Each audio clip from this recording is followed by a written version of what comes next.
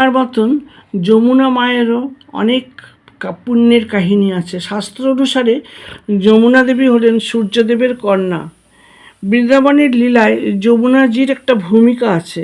যেমন বৃন্দাবনের প্রায় সব লীলাই ঘটেছে যমুনার তীরে। শ্রীকৃষ্ণের জলক্রীড়া, রাসলীলা, গোপীদের সঙ্গে অসংখ্য প্রেমলীলা, কংসের দূত কারিয়নাগ দমন লীলা সবই যমুনার তীরে হয়েছে। যখন শ্রীকৃষ্ণ কারিয়নাগকে দমন করেছিলেন তখন যমুনার জলে বিষে ভরে গেছিল, কিন্তু শ্রীকৃষ্ণের চরণ স্পর্শে সেই জল আবার অমৃতের মতন পবিত্র হয়। যমুনাজি কেন এত পবিত্র? বলা হয়েছে গঙ্গা শতগুণ পবিত্র, কিন্তু যমুনা সহস্রগুণ পবিত্র, কারণ তিনি শ্রীকৃষ্ণের চরণের স্পর্শ পেয়েছেন। যমুনার জলে স্নান করলে শুধু শরীর নয়, হৃদয়ও পবিত্র হয়। শ্রীকৃষ্ণের সাথে যমুনা দেবীর গভীর সম্পর্ক রয়েছে। শ্রীকৃষ্ণ প্রতিদিন গোপালদের সঙ্গে যমুনার তীরে যেতেন, গুরু চড়াতেন, বাঁশি বাজাতেন, জলক্রীড়া করতেন। তাই বৃন্দাবনের ভক্তরা বলেন যমুনা ছাড়া বৃন্দাবন অসম্পূর্ণ। ভক্তদের জন্য যমুনা মাইয়ার কৃপা আছে।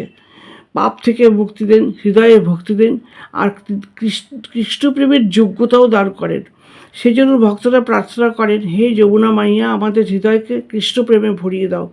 যমুনা মাইয়ার একটি অত্যন্ত আবেগপূর্ণ লীলা বৃন্দাবনের হৃদয়ে নীরবে বয়ে চলেছে। যমুনা মাইয়া বাইরে থেকে দেখলে তিনি শুধু একটি নদী, কিন্তু শাস্ত্র বলে তিনি স্বয়ং এক দেবী, যিনি শ্রীকৃষ্ণের চরণ সেবা করার জন্য সর্বদাই অপেক্ষা করেন।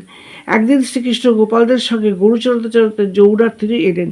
সূর্য ধীরে ধীরে পশ্চিমে ঢলে পড়ছে, বাতাসে বৃন্দাবনের কদম ফুলের সুগন্ধ, গোপালরা হাসছে, খেলছে। সেই সময় শ্রীকৃষ্ণ ধীরে ধীরে যমুনার জলে প্রবেশ করলেন।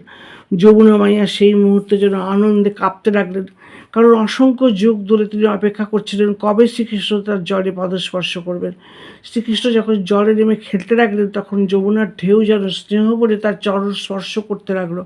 শাস্ত্রে বলা হয় সেই মুহূর্তে যমুনা দেবী মনে মনে প্রার্থনা করেছিলেন, হে নন্দন নন্দন, আমার জলকে আপনার প্রেমে পূর্ণ করুন, যাতে যে কেউ এতে স্নান করে আপনার প্রতি ভক্তি লাভ করতে পারে। শ্রীকৃষ্ণ মৃদু হাসলেন, তার সেই হাসিতে সমগ্র বৃন্দাবন আলোকিত হয়ে উঠল।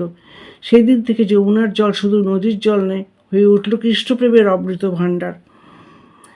যমুনা মাইয়া শুধু নদী নন, তিনি বৃন্দাবনের হৃদয়, তিনি শ্রীকৃষ্ণ লীলার সাক্ষী এবং ভক্তদের মুক্তির পথ।